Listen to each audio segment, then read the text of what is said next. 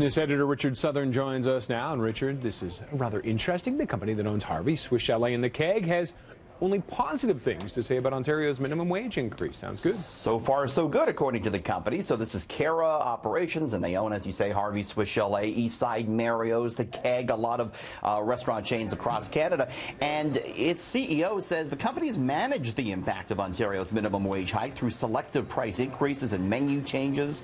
Bill Gregson, the CEO, said that under most of the banners, he's seen stronger sales in the province of Ontario compared to other parts of Canada since the minimum wage went up to $14 per hour. Supporters of the wage hikes have argued that it will stimulate consumer spending. Detractors have warned that it could spur inflation if businesses pass along the cost. Gregson says it's too early to gauge the long-term impact, but he says so far, Roger, consumers have not pushed back against selective price increases.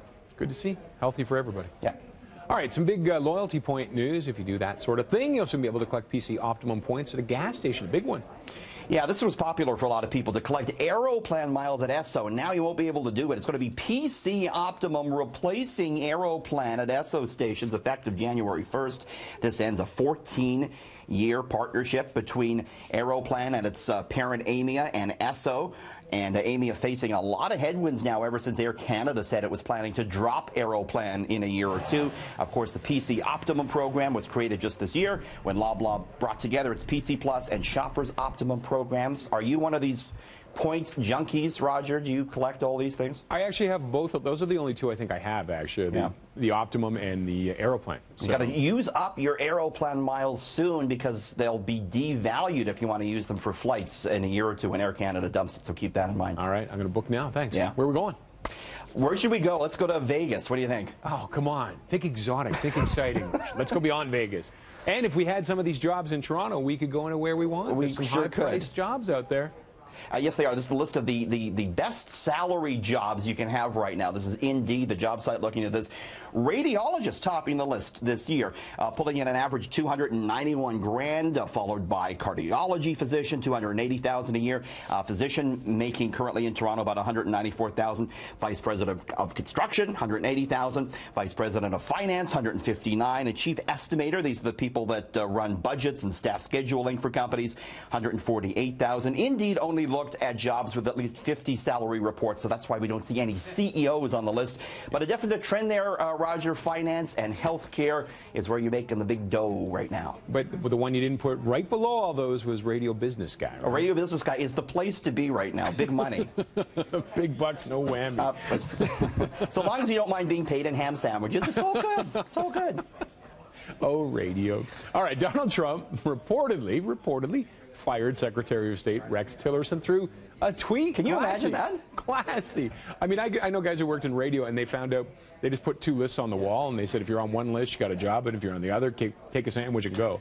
In this industry, it's really tough. We've heard stories of people going out for lunch and they come back and the card doesn't work and all that sort of stuff. But we got us to thinking, Tillerson gets fired by a tweet. What are some of the worst ways people have gotten fired? And there's some... There's one or two.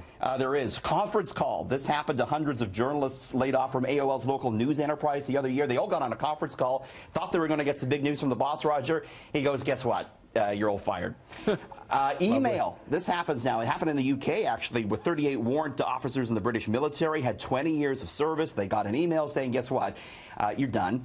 Text. This happens a lot. Text message, Roger. There's a really? Yes. It's like breaking up with someone, isn't it? You can't break up with a text message, and you can't get fired. It's not a good way to do it. Convenience store operator in Alberta went out for lunch, got a text from his manager. You're fired. Facebook. This happened in New Zealand. Wow. Restaurant workers, they looked at the schedule. They weren't on the schedule. They logged on to Facebook. There's a message from the boss.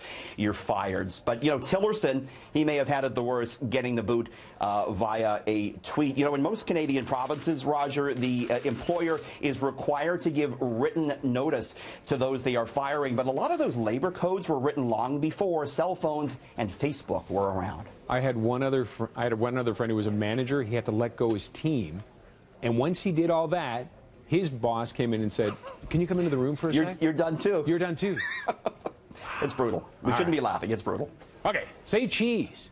You're going to show us the most expensive camera in the world that isn't a phone. I guess. Yeah, that's true. I mean, this is it. It doesn't look like much, but this is a Leica camera from 1923. It just sold for 2.8 million euros. That's 3.8 million Canadian. So you're looking there at the most valuable camera in the world. It was one of just 25 prototypes created by this German manufacturer. At the time, they were some of the most innovative compact cameras in the world, built a reputation for being the best 35mm camera around. The buyer, a private collector out of Asia, didn't disclose his name, but that's one expensive camera there, Raj. Amazing. It better take good pictures, eh? It better for that price. Bring that on vacation. Oh, no got selfies. it wet at the beach. Uh-oh.